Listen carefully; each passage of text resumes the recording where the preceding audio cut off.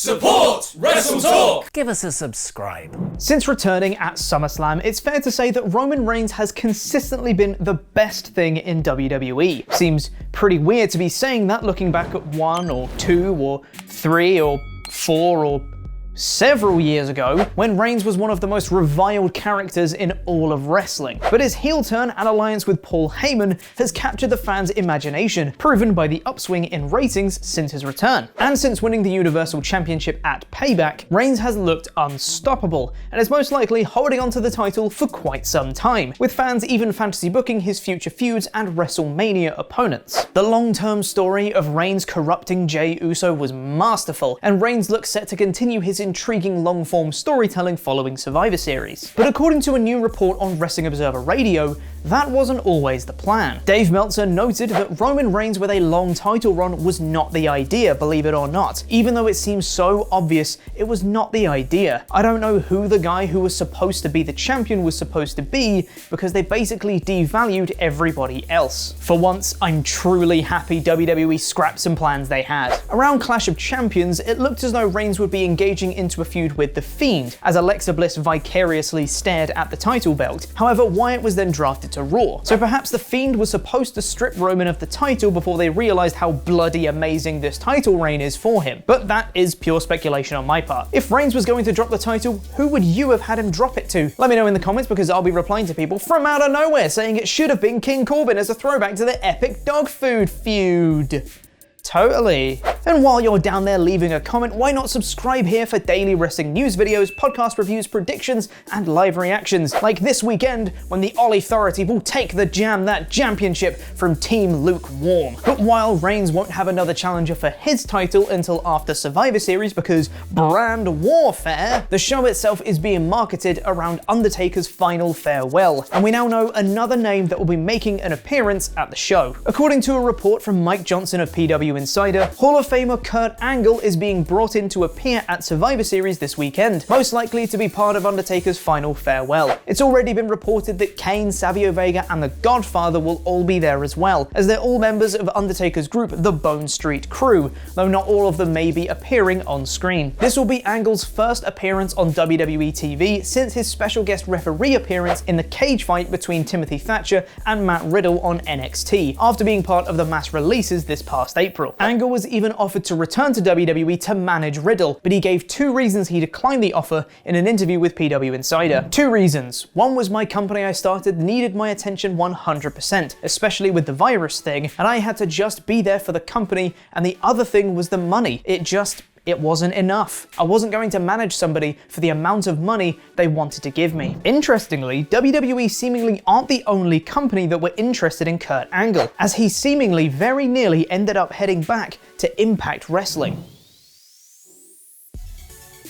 Thank you for being awesome pledgehammers on Patreon, the Mayor of Painesville, Dan, and Ryan B. Bad. According to the same report from Mike Johnson, Impact Wrestling made a strong pitch to bring in Kurt Angle at their Bound for Glory show last month. However, the talks faltered for one reason or another. A host of WWE legends made an appearance on the Bound for Glory pre-show, including The Rock, Mick Foley, and Bret Hart, as they appeared via video cameo to honor Ken Shamrock as he was inducted into the Impact Hall of Fame. However, Angle's appearance was seemingly supposed to be a live one, and would have been his first appearance in Impact since 2016, after wrestling there for a decade. Meanwhile, it's another WWE Hall of Famer that's been grabbing the headlines recently, with Edge's WrestleMania plans seemingly coming under scrutiny. The ever-reliable WrestleVotes previously tweeted that WWE were considering changing the long-standing plan of Edge versus Randy Orton at WrestleMania to potentially Edge versus The Fiend instead. WrestleVotes has now expanded upon this, tweeting, "The initial idea came up as names were thrown around as possible opponents for a Wyatt and Bliss team at Mania. Edge and Beth Phoenix were mentioned. Source states both matches are unlikely. Orton versus Edge remains the plan as of now." For fans of the Wyatt and Bliss team, it's at least reassuring WWE thinks the duo will last until WrestleMania, which means they'll probably end up splitting on Raw next week. But it's fine, there's loads of different mixed tag teams they could face at WrestleMania. Otis and Mandy Rose, wait, no, they're on different brands now. Jimmy Uso and Naomi, wait, no, they wouldn't give Naomi the spotlight. How about Drew McIntyre and his epic new sword? Speaking of Drew's sword, no euphemism here, that featured in his epic entrance on Raw, you may be wondering where the hell it came from. Does the WWE prop department just have a sword lying around? No, actually, as it turns out, it's Vince's. Because of course it is. Drew spoke to Ryan Satin of WWE on Fox and revealed the sword I had is actually Vince's sword. It was gifted to him by Stephanie and Hunter. I did not know how it started, but I believe the conversation went, we need a sword and we don't have one. And Vince goes, I have a sword.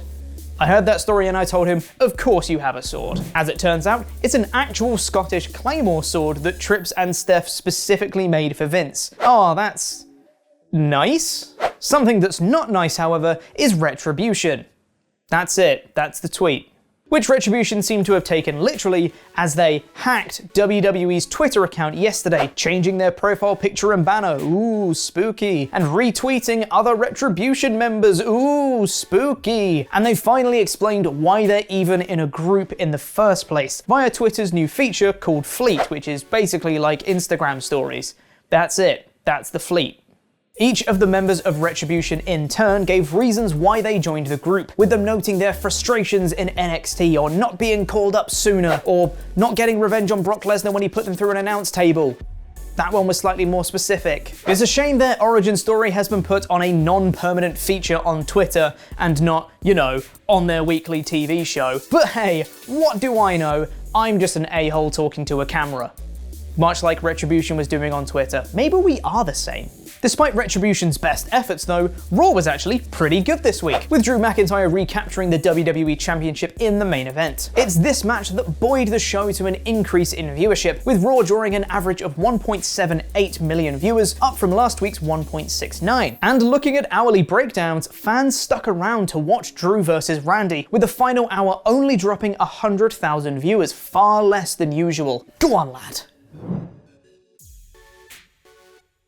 In other wrestling news, Becky Lynch and Seth Rollins have shown off their baby bump in a new photo shoot, with them both looking fabulous. Lynch hasn't been seen on WWE TV since announcing her pregnancy the night after Money in the Bank, while Rollins has been rumoured to be taking time off following Survivor Series to be around for his child's birth. I guess we can let that slide. As was previously speculated, eWrestling News is reporting that WWE are moving out of the Amway Center and into the Tropicana Field Stadium for their new ThunderDome setup. Their contract with the Amway Center reportedly expires on November 24th, the day after the Raw following Survivor Series. So we can potentially expect the new setup to be in place for SmackDown next week. In AEW news, Matt Sydal has officially signed with the company, following a string of appearances over the past couple of months. His debut at AEW All Out may be one to forget, but since then he's been putting on stellar performances and is a great asset to the company. With Kane reportedly making an appearance at Survivor Series this weekend, the question of retirement has been thrown around, and it would be a fitting tribute to have the Brothers of Destruction retire at the same time. However, Kane himself isn't so sure. Speaking to Fox Sports, Kane said about an in-ring return, "Never say never in WWE, I'm intrigued if the right opportunity comes up," before going on to compare WWE to the Mafia in that you never really leave. Well, that's reassuring. In more serious news, following a stalker invading her home, Sonya Deville's temporary order of protection against him has been extended indefinitely until the criminal case has been concluded. The next hearing is due to take place on January 28, 2021. Deville hasn't been seen on WWE TV since losing to Mandy Rose in her Loser Leaves WWE match. On a more light-hearted note though, Renee Young is launching a new podcast called Oral Sessions.